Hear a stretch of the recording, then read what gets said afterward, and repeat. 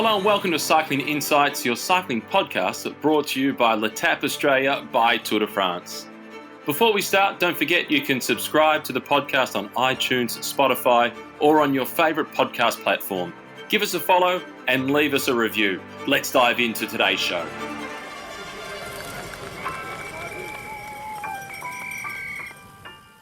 Hello and welcome to Cycling Insights, brought to you by L'Etape Australia by Tour de France. Matthew Keenan with you, joined by the relatively recently retired Simon Gerrans. Simon, welcome to our first episode. Thanks, Matt. Good to be here. Based in London these days, so on the other side of the globe. But fantastic to be recording this. The wonders of modern technology. You're in London, I'm in Melbourne. Coronavirus has everybody in lockdown, but we can still have a chat about cycling.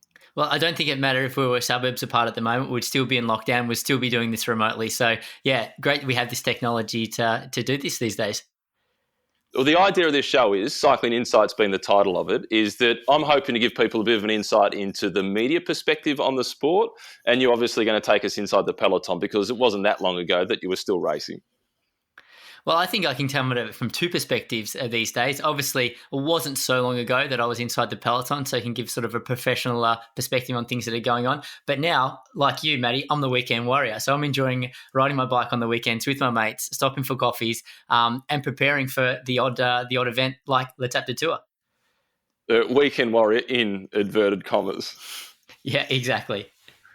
You'll like it out, actually. The Kiama course, I took a sneak look at it with Amanda Spratt at about November or December of last year. It is a tough course. It's a little bit Bastogne-Liège.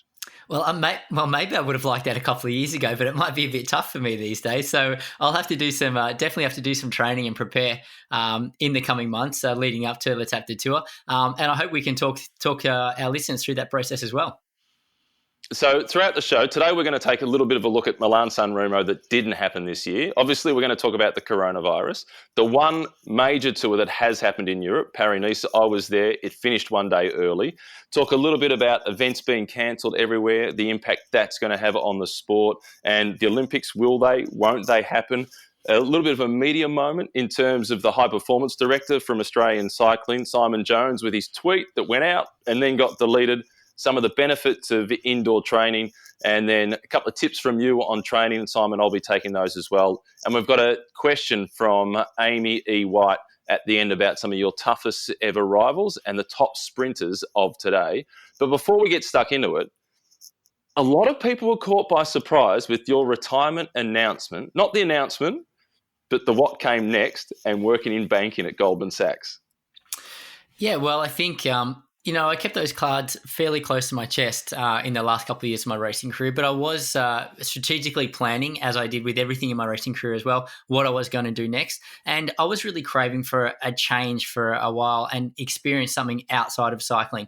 I always had a pretty strong inkling I would end up back associated with the sport in some capacity, but I really wanted to experience a different environment and get some runs on the board in a corporate community, as you will, before I got back into the sport. So, yeah, Goldman Sachs was a fantastic opportunity to be able to do that. Long hours? Very long hours. It's funnily enough, my wife thought now I was retiring from racing or changing careers, she was going to see a bit more of me around the house, but it actually ended up being quite the opposite, leaving home before the sun was up and back well after dark every day. So there were definitely long days at the desk. So a whole different way of applying yourself to your job than out there slugging away on the road. Perfect timing, just as baby number 3 arrived. Well, funnily enough, there was a short period of downtime between my last race as a professional cyclist and starting at Goldman Sachs. And funnily enough, what do you know? 9 months later, we have a new baby. Magnificent. And now you've got the service course. You're part of that as well. Yeah, well, I've sort of now back into cycling again, which is great. I'm really enjoying, and I have a fantastic role with the service course, which is a cycling related business. Initially based solely in Girona, but now we have businesses in the UK and in Norway. And my role there is in operations, actually. So I'm my title in the business is the COO. So it's a really nice mix of business and back in cycling as well. This weekend, Milan-San Remo was meant to happen. Now, obviously, you've got pretty fond memories of 2012. We want to talk about that in a moment. But this weekend, it wasn't on. Thomas De Gendt, along with Jesper de Bus, they went and did a 300-kilometre training ride on the day that Milan-San Remo was meant to be on. I was impressed with that just as the length of a training ride.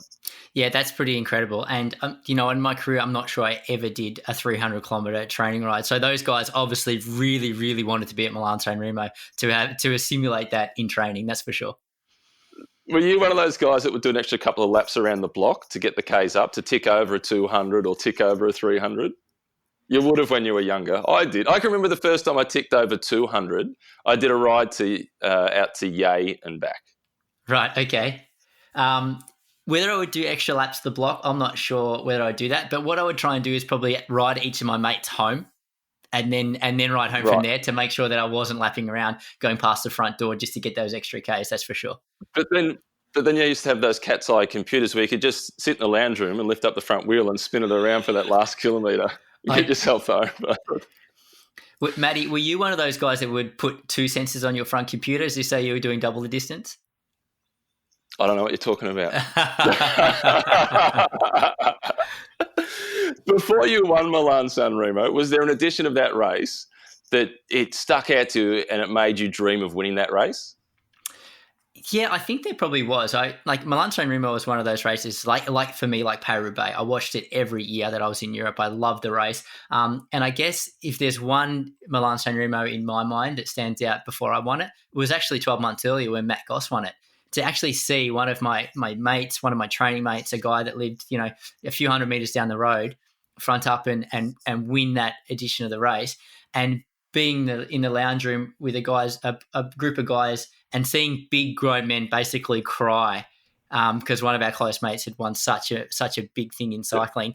For me, that's the standout edition that I remember before winning it myself. Normally tough guys, real tough guys in tears. Exactly. Big, tough guys in tears. But then for me, another edition that really stands out was just the year following winning it was the shorter edition that was in the snow. I've never seen, again, so many grown men cry of for cold, a different reason. and actually for completely different reasons. So, yeah, a couple of big the images from that are iconic. Yeah, unbelievable. Yeah, never experienced anything like it before, never since. Just ridiculous. The one where Milan-San Remo really captured my imagination for the first time was an old one. It was when I really was first just getting involved in cycling. And it was ages after the race had happened. I got the VHS of Sean Kelly upsetting the Italians and spoiling the day for Marino Argentin. He flew off the Poggio. Argentin had the thing sewn up, and you could actually see Marino Argentin's heart fall into his shoes when he turned around and Sean Kelly had caught him. And Sean Kelly was 35 at that point, and it was his last big victory, and it was just fantastic. Yeah, that's great. Moments like that in cycling, it's sort of tattooed in your brain. They're etched there forever, and you never let go of those. Yeah, and what about the one in 2012 when you went over the Poggio with Cancellara and Nibali? What was it like trying to follow those guys downhill? Because they had a reputation, both of them, as being the best descenders in the business. Yeah, fortunately for me, I was living in Monaco at the time. So literally those descents of the Cipressa and the Poggio and that run into San Remo were basically like my backyard. So I knew those descents as well as anybody going around. I trained on them a number of times. And every time you ride down them, you envisioned yourself in the race. So I knew exactly all the corners, exactly how quick I could go into them, how quick the exit was. So I was sort of best prepared in that front group to stay with those guys who had the reputations of probably being two of the best bike handlers in the peloton. So I was lucky I was well prepared for that one. Yeah, and what was the conversation like with Fabian when he kept asking you to come through and do a turn? Oh, there wasn't a lot of chit-chat going on there. There was a few flicks to the elbow, but I guess it's a little bit of your Sean Kelly Argentin moment when I managed to come past and win the race, that Cancellara actually, he thought he had that wrapped up for pretty much probably from the top of the Poggio right to the finish. So, yeah, he was most disappointed when I got past him on the line. Yeah, I did an interview with him at the Tour Down Under this year in the Legends Dinner. I didn't ask him about the 2012 Milan-San Remo. Funnily enough, you might have got a bit of a short answer on that one. It might have been a great conversation starter. Just didn't bring it up. Thought it might have been a conversation killer. Yeah. So it didn't happen in this year. Who do you think the favourites would have been? That's super tough to say this year, but I think Because I there's no saw that form. you There mentioned wasn't enough racing. there wasn't enough racing, and I think as far as the sprinters go, there's a bunch of great sprinters around these days, which I think we'll talk about later. But you could throw a blanket across them; they're all so close in ability. So there could have been a huge number of sprinters that could have won this year's event. And if it went to a breakaway game, we didn't have a great form guide, so it was really hard to call who was going to be that explosive attacking rider that could escape in the final. Could Gilbert have won it and got his 5th monument? No, he wouldn't have won it this year. Oh, Not in the spring. Maybe he can win it in October. But as far as the spring goes, the team, Lotto Soudal, it's like an all-star team, but with too many options for Milan San Remo. When you've got a former winner like Degenkolb in there, you've got a hot young gun sprinter with Caleb coming through with big aspirations to win it. And then you want Gilbert. Gilbert wants his opportunity as well. How do you go into a classic of like a 7-rider team with 3 guys who want to win the race? It was just never going to work for them unless they all rally behind one rider. So unfortunately for Gilbert, that's how Nibley won Milan San Remo a couple of years ago, because Mitchelton Scott went in with multiple options, and if Trentin hadn't have attacked late and had have just stayed there and stuck with Caleb Ewan, Caleb would have won that year, I reckon. Yep. Mitchelton Scott have a reputation of trying to look after too many guys in one race, that's for sure. Yeah, okay, so we agree. I reckon it would have been really interesting to see how Lotto Soudal would have played it out. I would have loved to have seen that strategy with all those cards. Yeah, absolutely. But in my experience, you can go in with a plan A and a plan B, but you never go in with 2 plan A's, and they were going to go in with 3 potentially. So yeah, it would have been very interesting to see how it played out. Well, we will never know. It will remain a mystery. Let's hope. I don't know if it will be able to happen, how they can juggle the calendar, if we will or won't have a Milan San Remo for this year. Because of one big reason, the coronavirus. The media has just been occupied with the coronavirus. All of us have just been thinking about the coronavirus. It's impacted both you and I in terms of our travel. You're meant to be in Melbourne now. Yeah, I think there's one thing that's worth addressing with the coronavirus. Obviously, it's having a big impact on our lives and the cycling season, but I think that is a drop in the ocean compared to the impact it's having on society in general. Everybody's health being at risk, and then the pressure that's applying to the healthcare system, to hospitals, and now you look at the global economy is falling down around us. It's like this is a lifetime event that we're experiencing right now. Yeah, it is. I can't recall anything like it. I can remember the day of 9/11 when the Twin Towers fell down, and what I was doing that day and sitting in the office all day and watching it. And it was something that just captured your attention, your imagination for a few days. This is going to be a lot longer than that, and everybody's completely gripped by it. And for me, I was at Paris-Nice when it was really starting to hit home, how significant it was. And then the seriousness of how some governments were taking it versus some other governments really struck me when I tried to get home from Paris. So I was flying Paris, London, Singapore, Melbourne. I checked it. This is on a Monday, leaving from Paris-Nice. I checked in at the airport in Paris on Monday, no problem. Got my boarding pass to London, boarding pass to Singapore, boarding pass to Melbourne. Went through the gates, passport control, into the lounge, comfortable. Got to the gate, buzzer went red. Thought, fantastic, upgrade. And then they said, well, you can either have your bags offloaded here and try and work out your flight home, or you can have your bags offloaded in London and work out your flight home. Because you've been in France, you can't go through Singapore. They won't accept you in transit because of the coronavirus. And I figured, well, there's a Qantas service desk in London. I'll go there as opposed to try and solve this problem in Paris. And it was at that moment that it really started to dawn on me how big it was globally. Yeah, and can you imagine how many stories are out there? And that's a pretty good news story. You actually managed to make it home. Whereas you can imagine how many millions of stories are out there, how this has impacted people in a negative way. And like I said, the global impact that it's having at the moment. And the scary part is we don't know where this is going to lead. We don't know the outcome of this. How serious is it going to get? Are we going to be able to contain this? It's just a big question mark, really. Yeah, where's the finish line? Yeah, At least, exactly. when you're racing, you know what the target is. You know what the finish line is. One of the really bright stories that came out of it was Elise Chabet from the Bigler Katusha team, a Swiss doctor. She's 26 years of age, but she's a pro cyclist as well. And she's a good pro cyclist. She was 21st at the World Championships last year in Yorkshire. She was second in the Swiss National Championships.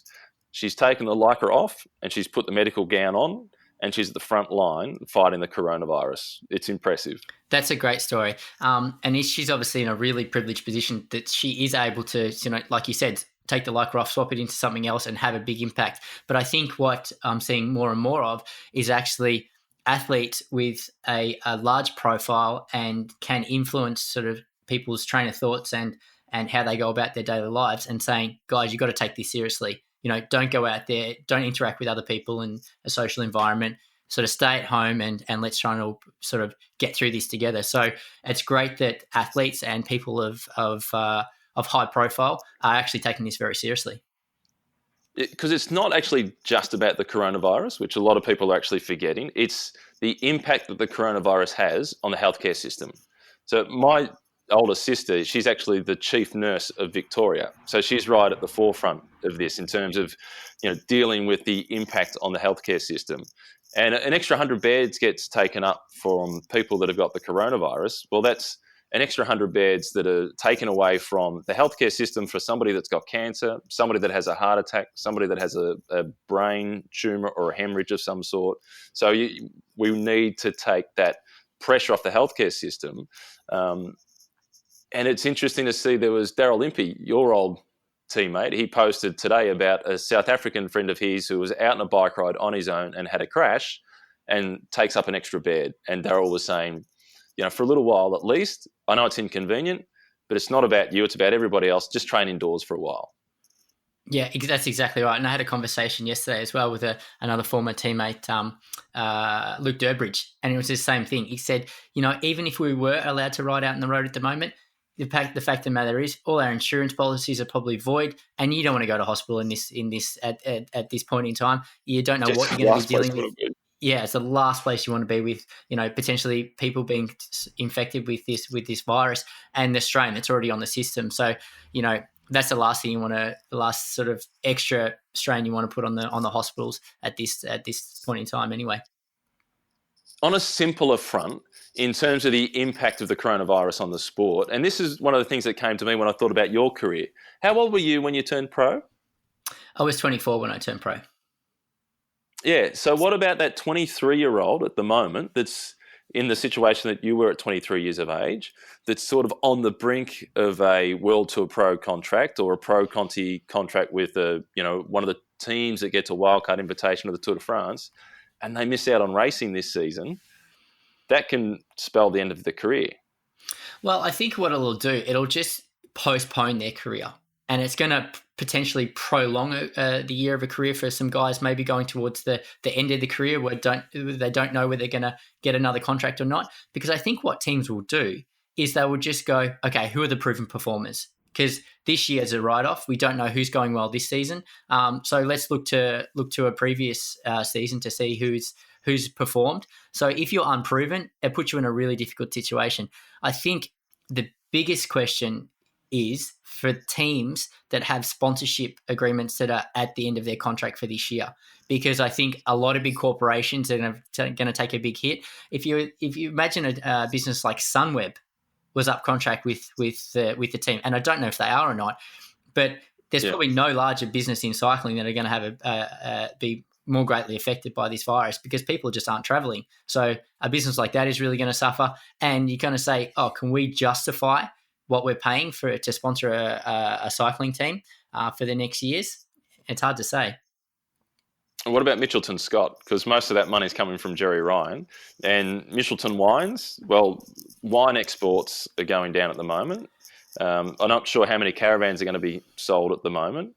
And it's going to put a lot of pressure on Jerry's hip pocket once again. And as generous as he is, and as much as he loves supporting the team, it can't last forever. They need a major sponsor. Yeah, absolutely. They need a major sponsor. Well, I can say from my experience, I'm probably drinking more wine than ever at the moment, but yeah, being stuck at home and wanting to have a bottle of wine each night. But no, absolutely, like that Jerry Ryan and the Ryan family have supported that team for a number of years. He initially went in and said, I think he was going to do it for 3 years, and he's still there. Nearly 10 years later, still backing up Yeah, and really holding that team together. So I do hope for that team that he's able to continue to support the team and sponsor so that. do I. But you kind of think in reality, it's got to stop eventually. So I don't think anyone would be overly surprised if Jerry sort of said, listen, I've done this for as long as I can justify doing it without some extra help. Yeah, this is it. Yeah. So on a rider front, who are the biggest winners and who are the biggest losers from the coronavirus? From a rider front, I don't think there are any big winners from this coronavirus, but I think there are people that are less affected than others. And I think the people that are probably a little less affected are the guys that have had a setback and sort of weren't planning to come back until later in the season anyway. And I think if you looked at Chris Froome, he wanted to come back for the Tour de France this year. Funnily enough, all his rivals now are really inhibited by how they can train. And I think he's probably still in Africa. Last time I saw, working away there. So I guess he's catching back up then at a faster pace. A guy like Mike Woods broke his femur in Paris-Nice. Ultimately he was potentially going to be out for the next few months. There's no racing anyway. So it's going to give him a nice extended period of time to come back. Another guy, the same boat, Andre Greipel.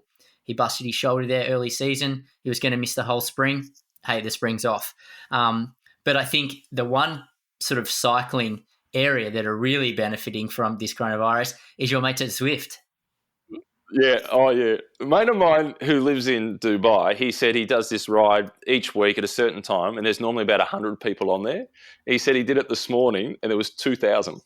Yeah, I heard yesterday actually through a mate of mine that was on Zwift that there was a record number on any one time. There was 20,000 people riding Zwift yesterday morning in European time. That is just awesome. Absolutely sensational. My local bike shop, which has always had a Saturday morning ride at Peak Cycles, they're doing their Saturday morning bunch ride on Zwift. And it started last week before the restrictions even came in. They took the initiative initially. The one guy that I think is a really big loser out of it, potentially, because we're not sure if the Tour de France happens or not, is Nairo Quintana. He looked like, and with the course this year, that maybe he could have won. Yeah, well, obviously we're all losing to a certain extent, but there are a number of very big losers. Quintana is definitely one of them. I think you could say that any rider that was in red hot form coming to the spring with some objectives to come is a big loser. And I think, a fellow Aussie, Jack Haig, he was another one. He had a great season to date. He was shaping up for a really strong Paris-Nice. And then due to the coronavirus, Mitchelton Scott sort of said, we're not racing. Going to Paris-Nice, I wrote 3 different previews for Paris-Nice based on who I thought were the interesting topics. And initially it was Egan Bernal as the defending champion. And then I sort of focused on Jack Haig around the fact that he's got fantastic form, etc. Then Miguel Angel Lopez, and then the strength of the Jumbo-Visma team and with Primož Roglic. And then each of those apples just fell, the green bottles fell as the week went on. And then I got to the airport in Melbourne on the way to fly to Paris-Nice, and I thought, well, I'm going to have to do this again. So I took a look online, checked everybody that was starting, and then when I was on the aeroplane, I did another update version of it. And then by the time I got to Dubai and was about to hit the email to send the preview, somebody else had pulled out, so I had to change it again. It was unbelievable. Yeah, unbelievable. Yeah, I think, like you said, this is an environment we've never encountered before in cycling. Before we go on to too many of the riders that were in form in the early season, and for me, another dear friend of mine, a big loser in this whole environment, Michael Albertini. He's doing his final half season with the objective of finishing his career, which is an incredible career. I think it's been going, maybe 16th or 17th season, something like that. And he was going to finish it at Tour of Swiss this year. It may not even happen. So this last 100 days of competition for Elba, or 100 days of racing for Elba this year, may not even happen at all. Yeah, Mr. Reliable, just not fair. One of the unsung heroes of the sport. Yeah, he's definitely sort of absolute ripper. One of one of the hard men of cycling. When the going really got tough, Albert ended up at the front every time, and he'd be attacking. Yeah, he was great.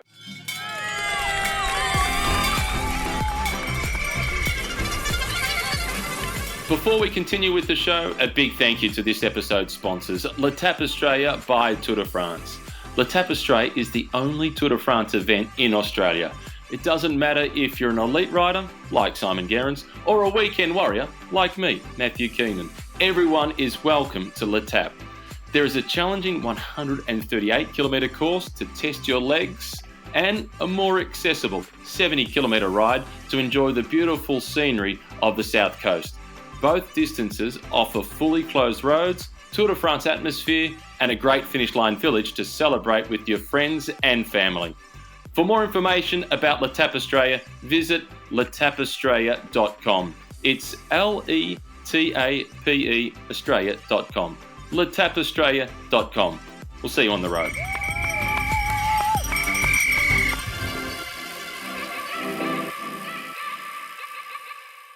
Okay, so let's move on to Paris-Nice. So Maximilian Schachmann won. There's no way he was winning that race if those other 7 World Tour teams were in there with Ineos, Mitchelton Scott, Jumbo-Visma, the list goes on, and if they had all 8 stages. But he is still the deserving winner because there was 135 other guys on the start line that had the same opportunity as him. And he beat Nairo Quintana, he beat Vincenzo Nibali, he beat a world-class field. Romain Bardet was on the start line. So was Richie Porte, and he's won it twice before. He deserved to win. Absolutely. And I think the racing that was on at Paris-Nice was some great racing. It was a whole range of winners, some guys that really showed that they've stepped up a level this season. So, and like you said, to see Quintana there battling it out and winning what was the final stage of the race was great. It was great to see him back up that level. Another guy who's had a great season who also won a stage at Paris-Nice, Nizzolo. He's a guy that's been super quiet the last couple of years. He was exceptional a few years ago with Trek, had a couple of quiet years. I think he had a couple of injury problems. So it was really good to see Jackman Nizzolo up there winning in Down Under and again in Paris-Nice. He might take the title as being the world's nicest sprinter. As a sprinter, I think his biggest weakness is he's too polite. You think so? He's even nice to the media. Yeah, he's a lovely, lovely guy. Another guy that I was really impressed with so far this season, another guy that's just changed teams, Tish Benoot. Attacking off the front. This guy this young guy, I know he's probably not such a young guy anymore. He's been around for a few years, but his breakthrough, his first season, I think he was right up there in Tour of Flanders, and now we're seeing him sort of running GC in a race like Paris-Nice. Yeah, I thought the Sunweb team, they don't have the same resources as some of the other teams, and they lost Tom Dumoulin, and it was kind of a case of, well, what do they do now? But this is a team in the past that's lost John Degenkolb, they were fine. They lost Marcel Kittel, and they were fine. The way they rode as a team, I think it was the stage that Tish Benoot won. It was stage 6, where Nikias Arndt went first, and you knew it wasn't for him. He was just laying the foundation for somebody else. Then Soren Kragh Andersen went across. He was virtual race leader on the road. Then he wasn't working for himself anyway. And then they had Tish Benoot go. Those other guys had buried themselves. Benoot was on his own. And then Michael Matthews played the perfect foil at the front of the peloton, stopping anybody from chasing. It was textbook perfect. Yeah, it's great. It's really nice to see when a team like that, they literally have all their big leaders come together and get a result at the end of the day. When it all folds out perfectly like that for a team, it's really nice to see. The big thing that I took out of it is the importance of fans. To go to the finish line from stage 2 and have no spectators, it was the Tour of Qatar with trees. Is that right? Like a really hard training session, basically. And it just had no atmosphere. The one time in my career that I can relate to that is actually in 2008, racing the Tour de France, big highlight of the year. The very next race after the Tour de France, where you have the biggest crowds and the best atmosphere, was the Beijing Olympics, where there was 0 spectators. And it felt like you were riding around doing a training ride with the likes of Alejandro Valverde, Paolo Bettini, all guys like this, in dead silence. There was just no atmosphere. It was eerie. It was an eerie feeling. Yeah, I think the AFL will have learnt that lesson from the first round, the one round that happened with the AFL. You could hear the helicopter flying above the MCG with the audio, with the TV links and so on. It was the one round of the year where the umpires didn't get abused by anybody. And as some of the spectators said, how do they know when they've made a mistake when they haven't got the spectators to tell them that they're wrong? Like, it was weird. So I hope that all the sports recognise how important their fans are, and the athletes as well. The athletes need to recognise how important the fans are. Yeah, absolutely. And I think you get certain athletes and they really rise to the occasion when they perform due to the environment and the crowd and the atmosphere. For those guys, those sort of big game players or big sort of race riders that rise with that environment, they'll probably struggle without any crowds. So yeah, the crowds are the utmost importance, particularly for those guys. The other thing that came out of it for me was the lack of unity between the teams. So before Paris-Nice got underway, 14 doctors wrote letters to ASO calling for the cancellation of the race. 7 of the teams withdrew. There's no unity between the teams at all. It's dog eat dog. Matty, that's not a story. It would have been more of a story if you said the teams got united and they all got behind one decision and went with that. In the history of this sport, has there ever been any cohesion between all the teams and making one decision? Never seen. And that gives the event organisers all the power.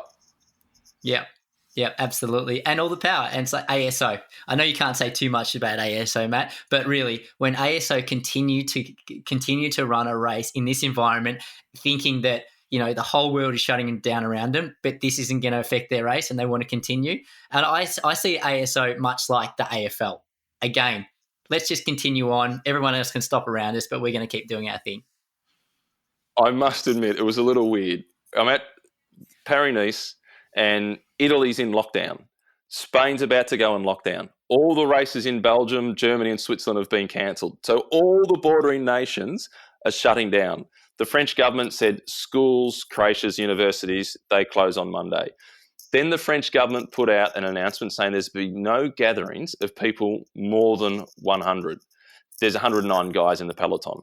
And then the French Cycling Federation said no more bike races. Paris-Nice pushed on, started the next day. They did cancel the final day, but it felt really strange. It was a little awkward. Yeah, I bet they were just hoping that, listen, a breakaway of more than 9 is going to go away right from the start, so they're not going to be a group of more than 100 for long. Exactly. So moving on to what happens next. There are events being cancelled everywhere. The ATP in tennis have said there's no events till at least, I think, mid-May or thereabouts. The Canadian Olympic Committee came out today and they said even if the Tokyo Olympics go ahead, we're not going. The Australian Olympic Committee, the AOC, have said that there's so much doubt. They support having the Olympics go to 2021. As we speak on Monday night, the IOC haven't made it clear as to whether they're going to postpone the Olympics or not. How difficult is that for an athlete? Oh, that's one of the most difficult situations you can be in. And again, I see this as from an athlete, no one's ever experienced this before, but it's actually like when you have an injury and you don't know the extent of your injury and you don't know the time frame that you're going to be sidelined for, because these guys, they just can't reset. They can't set a new goal because they don't know when that goal is going to be or what it's going to be. So the uncertainty that creates for any athlete preparing for an objective is it's hard to gauge. It's hard to gauge how that will be received. The Tour de France is in the same position. How would you prepare for the Tour right now if you don't know that it's going to go ahead, but you're Egan Bernal or you're Tom Dumoulin and you're trying to win the thing? Yeah, exactly. That's what you do in this environment. You just kind of make the best of the situation. I guess everybody has pretty much stopped training hard. They've stopped trying to peak for anything because they don't know when they'll need that peak to be. So it's just sort of mitigation at this stage. You're mitigating your losses. You're doing whatever you can to maintain some kind of fitness through this period, particularly for the guys that are complete lockdown.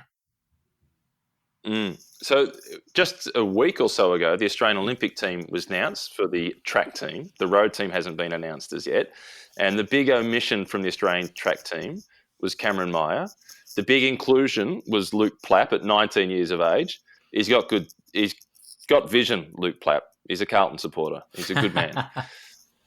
He's a ripper, Luke Plapp. I'm wrapped for Luke. getting a spot on the team. Important rider in the team's pursuit, showed a great attitude at the World Championships. Would have been a tough decision to leave Cameron Meyer off the team for the track squad, but maybe he still gets to the games if they go ahead. Yeah, well, I think as we've learned from the selection process for the Olympic Games in the past, there's, as you would say, there's more than one way to skin a cat. And I think as the Australian road champion, Cameron Meyer, maybe he's going to make the road team. You think there's 4 spots that Australia has for the road team. If Cam can fill a spot on the road team and then flip across and do some track endurance stuff as well, I think, he's a versatile guy. And if anyone can do that, it's Cam Meyer. I feel like the Olympics are all about the team pursuit. Yeah, absolutely. And I think, Australia, up until just recently, they were probably the red hot favourites going into the team's pursuit. They broke world records and they've got a super strong lineup, a bunch of really strong young guys. And then Lethal Lee Howard, pushing the average age up a little bit with his experience to round out that team. They've obviously assembled 5 very strong guys there and they're backing them all the way. Well, did you see the tweet from Simon Jones, the high performance director, the deleted tweet? In hindsight, I saw that tweet. Very interesting, very interesting. It's also very interesting, how it wasn't reacted on afterwards by Cycling Australia. It wasn't recommented on by any athletes, I don't think. It was only the media that picked it up there, and that really created the story. Well, it wasn't that big a story, and I'm sure most of you have probably seen the tweet where he took a swipe at critics and gave them some clear directions in terms of where to go with an expletive. And it wasn't that much of a story. It was just contained within the cycling community. And then ABC picked it up. It became a mainstream story. Then the tweet was deleted. And I read some comments later that Cycling Australia had taken some action, but they didn't actually make any public statement. Simon, from a media management perspective, they needed to make a public statement. We support Simon, but we don't support this action, and this is what we've done to reprimand him. They weren't strong enough. You know what? Because they can't reprimand him. What are they going to say? You got to delete your social media accounts? They can't sideline the guy that's leading this charge at this point in the preparation. But what it does do, it sets a really bad example for the athletes. They're going to be looking to the leadership of this team to set an example. This is how you act with the media. This is how you act in high pressure situations, because obviously Simon Jones is under a lot of pressure. Otherwise he wouldn't feel the need to vent the way he did. It shows the pressure, and I think it shows the athletes that he's under pressure. Yeah, absolutely. And I think it doesn't set a great example whatsoever. The athletes, they've obviously all had, media training, because they're all like the media manager from Cycling Australia is in fear of an athlete doing something along those lines. But I don't think they ever would have expected it from a guy that's leading the charge. No, and I think what has compounded it for Simon is one of the first decisions that he made was he sacked Gary Sutton, who's one of the much-loved figures of Australian cycling. As an athlete, brilliant. World champion, Commonwealth Games gold medalist. As a coach, he's been amazing with the New South Wales Institute of Sport, Australian Cycling, etc. And then he goes to the World Championships and gets amazing results with the women's endurance team as the head of the United States. And I think that really hurt in terms of the cycling community's view of what's happening at Cycling Australia, because everybody loves Gary Sutton. Yeah, and I think Gary was such an important part of that team for so many athletes for so many years. But you sort of see Simon Jones has come in, he's sort of taken this leadership role and he's tried to stamp his authority. He's probably tried to move a few people along that have been involved in that program for many, many years to say this is how it's going to be led now. And that's the decision he made. And you know what? He's left himself wide open to criticism, which would be a very difficult position to be in, leading an organisation like that. Well, let's wait and see. He might get another 12 months to prepare for the Olympic Games. It could be 2021 in Tokyo. We don't know yet. Let's wait and see.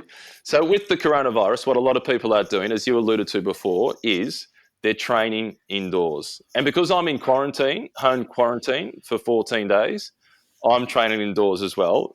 But what I've done is I've figured I need that bit of time on the bike indoors at least once per day. So I don't want to go too hard too soon. So I've backed things off quite a bit, and I'm just trying to take it reasonably easy so I can ride every single day. But one of the rides indoors that really caught my attention was Laurens de Vries, who rides for Astana, and he's the guy that did the rap song for Astana. I'm sure you've seen that. He did an indoor training session of 11 hours and 6 minutes, 386 kilometers indoors. That's ridiculous. It like, could he have used an electric bike? Like, how do you do that? I could not think of anything. Like, I love riding my bike. I could not think of anything worse than sitting on an indoor trainer for 11 hours and 6 minutes. And why did he stop after 11 hours and 6 minutes? Like, why didn't it not just 11 hours? Like, that's completely obscure, man. And 386 kilometers. If you got that far, why wouldn't you go to 400? It's like, it's strange. I think he was trying to beat Oliver Naesen, who did like a 350-something kilometre ride across Belgium a couple of days earlier. But he blew that out of the water and just kept going. It was obscure. And then I saw today that Robert Hessing did 7 hours on the home trainer. What was the longest home trainer session you ever did, Matt? Hour and a half. An hour and a half. Well, I think maybe I've done an hour and a half, but my always home trainer sessions when I first started, they were always an hour and a quarter. You know why they're an hour and a quarter? That was the length of a compact disc. They used to go for 75 minutes. So when you ran out of music, you got off the session. Well, each of my sessions based on a podcast, basically. And most of my time on Zwift is based on normally around about 45 minutes because that's the length of a Freakonomics podcast. But now I need more material. There was a good tweet from Alex Dowsett today, who's always pretty entertaining. Things I'm not going to need the next few weeks, a rear wheel. Yeah, that's or sun cream. Be another one. Yeah, or sun cream. So for a lot of people participating in Le Tap, it's a good opportunity this time, indoor training, where we get a few tips from you on how you can use indoor training this far out from Le Taps, because you've still got a long time to prepare to get ready for an event like that, because it is really efficient use of your time, particularly if you're a parent and you're working. Yeah, I think much like what you've been doing, Matt, is actually the key is just to stay consistent. Try and do something each day. And whether that session on one particular day is, hey, I'm going to do some core stability work today. I'm going to, do a little bit of stretching. I'm going to do some kind of exercise every day. And then cycle some training sessions in on the home trainer in with that as well. But the key is at this stage is just to build a base. You can't build a base by doing long miles out on the road. So you build a base by being consistent and doing something every day. What I've done is I'm on Zwift, and instead of doing the group rides at the moment, because I'll just get suckered in to try and keeping up with somebody, because it'll become the commuter Grand Prix, but from my garage, because you just get drawn into it. Whereas if you do some of their actual training programs, it prevents you from going over the wattage. Like, you've got to get up to the certain wattage that it sets for your intervals. But if you try and go faster than that, you just pedal faster. Your cadence goes higher, but you can't go any quicker. And then what I've done is just back off the FTP a little bit, so it sets my wattages a little bit lower. And I'm doing just some strength endurance sessions that go for an hour, roughly. And it's good use of time, and it means that I can do it day in, day out, and I've got that continuity, and I'll be able to build a decent base. So when I can go back out on the road, and once I do get back out on the road and I'm out of home quarantine, I'll probably ride 3 days a week will be my training. Yeah, that's perfect. And we've obviously got a number of these podcasts to talk about what you can do throughout that progression towards the goal of Le Tap to Tour Australia later in the year. But I think at this stage, this far out, the most important thing is just that consistency and building that base. So when you do ramp up the intensity, when you do ramp up the volume, you've got the foundations in place. Mythbuster. Myth or truth? Did you train with lead in your wheels throughout the base training in the off-season when you were amateur early in the pro career? Truth. I did. How much did they weigh? What extra weight did you put in? As much as I could jam in there. And contrary to everybody riding around on deep dish carbon wheels and just riding faster and faster, I was training with a group of guys who were sort of the best guys racing in the Australian circuit at that point in time, pretty much. They were dominating the Australian races. And I thought, what can I do to go out and ride with these guys and just get one up on them? What can I do to train that little bit harder than them and still do the same amount of training sessions or same amount of volume with these guys? It's like, I'll just up the resistance. I'll make it training a little bit harder. So I had a fairly heavy steel bike at that point in time. And I just got some wheels, some simple box section rims, and went down to my local bike shop at the time was Leon at Promotion. And I said, Leon, I've got an idea. How can you help me do this? So we managed to jam some mag wheel car wheel weights into the rims and make these wheels as heavy as possible. And I think they're a couple of kilos each. I love it. It's fantastic. Love that story. So throughout this podcast series, we're going to get tips from Simon on coaching. So if anybody has got some questions they want to ask Simon about training and preparing for L'Etape, please send them in. On that topic, the last item on the agenda for today's podcast, a question from Amy E. White, who's a regular with feedback and questions for SBS. Simon, your toughest competitor that you ever raced against? Oh, there were so many over the years who my toughest competitors were. But I think there was a guy that I seemed to continually come up against when I was targeting the event was Alejandro Valverde. He was a guy that was so consistent. And he was a tough competitor just because he was always there. Every time you got to the front of the pointy end of the race, getting towards the finish line, Valverde was there. Whether it was for an uphill sprint, whether it was a flat sprint, didn't matter what it was, Valverde was there. Another guy that always comes to mind was Philippe Gilbert. If anyone could sort of bounce back from adversity within a race, he'd have a crash and you think, okay, don't have to worry about Philip for the rest of the stage. And then he'd be back for the finish and sprinting. He was just a dogged competitor and he would never give up attitude. So those were the two guys that I always found myself, and I had the utmost respect for both of them, but they were great competitors. Who did, in all your years of watching, Matt, and calling races, who were your toughest, the toughest guys that you ever called? The rivalry that I enjoyed the most with you was with Valverde. And I remember you once saying the thing that was annoying about him is he's so good he could make mistakes and still challenge and still win, whereas you felt you had to get everything right. In terms of the guys that you look at and you go, oh, that guy's tough. Gilbert, when he went off the edge of the road at the Tour de France a couple of years ago and picked himself up and finished and had a broken knee. Annemiek van Vleuten, though, might be the toughest athlete that I've witnessed. For her at the World Championships in 2018, she was meant to be the number one rider for the Dutch team. She then crashed, got up and said to Anna van der Breggen, I'm not right. There's something wrong. You go for it. Van der Breggen won.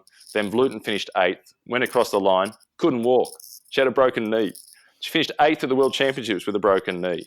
She came back from that crash at the Rio Olympics where most people's first thought wasn't, oh, that's a shame. She's missing out on the gold medal. My first thought was, is she dead or alive? And she is as tough as they come. She is brilliant. I've got the utmost respect for her. I'd like somebody to find me a tougher athlete on the planet than Annemiek van Vleuten. Yeah, absolutely. And it's fantastic these days on social media, you see all these memes about, soccer players or football players, hurting themselves and pretending they've got an injury. And then you see, some cyclists going around with completely covered with gravel rash or broken bones and continuing to the finish line. So, yeah, cycling does attract some pretty hard nuts, that's for sure.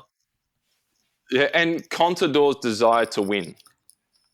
I always found that really admirable in terms of his mental toughness. Yeah. He was at the Vuelta, his last Vuelta, and I remember after about stage 3, he was down by 5 minutes, and he was with Trek at that stage, and I bumped into Kunda Court at the hotel and said, oh, looks like it's all over for Alberto. I guess you guys are aiming for stage wins now. And he said, no, he still thinks he can win. He was always looking for a way to win. Yeah, absolutely. Pretty impressive. Yeah, tough competitor, and a lovely, lovely guy as well. The other part of the question from Amy, who's the top gun sprinter on the block right now? Well, I think with sprinting these days, we've actually really seen a changing in the guard over the past couple of years. The guys that you had said were the absolute lead sprinters just a few years ago don't even seem to feature as much these days. And like I said a little bit earlier in the podcast, you could literally throw a blanket over probably the top 6 sprinters at this stage between Caleb, Gaviria, Sam Bennett, Groenewegen, Ackermann. You tell me who's the better sprinter out of those guys for a start. And you didn't even mention Viviani. Or did you mention Groenewegen? I mentioned Groenewegen. Yeah, Viviani I missed. There's so many good quick guys there now. It actually makes the long, boring sprint stages up until the last few Ks worth staying up for in Australia at the Tour de France to see who's going to win out of these guys. Yeah, it's a tough call, but I love calling Caleb across the finish line.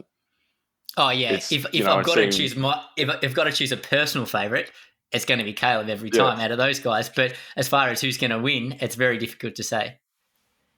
Yeah, it's awesome. Well, the sprint finishes are the days where I get the most nervous in the commentary box, because that's that identification of the right rider really quickly, and there can be a guy that you haven't seen for 200 kilometres until 100 metres to go who can pop out and get that victory. Yeah. But then your worst fear is you roll out of the neutral zone, the flag drops, and one guy breaks away. Oh no. There was- And you're calling the race by yourself? I could think of that. That would be. I think that would nearly be tougher than riding as far as Lawrence did on the home trainer. Oh, there was this stage in the Vittel a few years ago where Cavendish got disqualified and Sagan crashed, and Arnaud Demar won the stage. It was a 205-kilometre breakaway of Guillaume van Kiesbroek. Now, Robbie and I were commentating then. We knew a fair bit about him. Robbie had actually had his parents and his grandparents in the car with him at the Tour Down Under 2 years earlier. So we knew a fair bit. But we didn't know 205 kilometres worth of entertainment about the guy. I'm like, somebody else go on the breakaway with him, please. Yeah. That bides for a long, tough day in the commentary booth. That's for sure. Yeah, that is a big one. Well, Gerro, that's episode 1 done. Fantastic. Really enjoyed that, Matt. Hopefully, plenty of comments and feedback. We'd really appreciate it. And any questions for the next podcast, please send them into what's the Instagram handle, Matty? At cycling.insights or at letapaustralia.com. We'll post it you'll see it on the page here, on the Facebook page, on the Twitter account as well. Send us in your questions. Until the next episode, it's bye for now. See you guys. Thanks for listening to Cycling Insights, brought to you by L'Etape Australia by Tour de France. To learn more about the event or to register, visit letapaustralia.com. It's LETAPE Australia.com. letapaustralia.com. We'll see you on the road.